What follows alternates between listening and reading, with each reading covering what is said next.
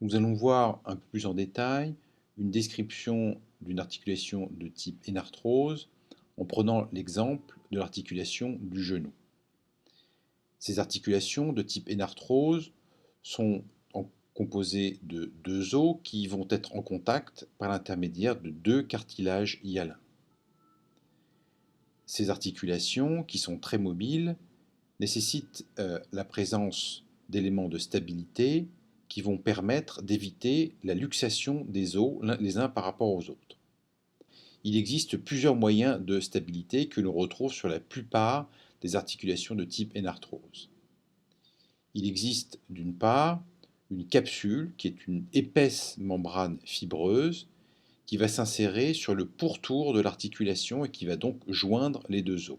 Ces articulations sont associées à la présence de ménisques qui vont augmenter la congruence de ces articulations. En effet, ces articulations, pour avoir une certaine mobilité, doivent avoir un espace suffisant entre les deux os en contact.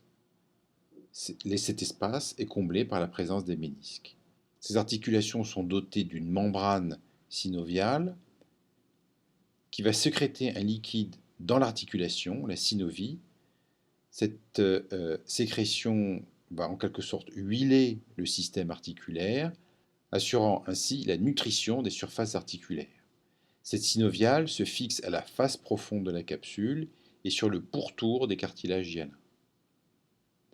On voit que cette membrane synoviale peut former des cul-de-sac qui peuvent parfois se remplir sous la peau et bomber entre les tendons.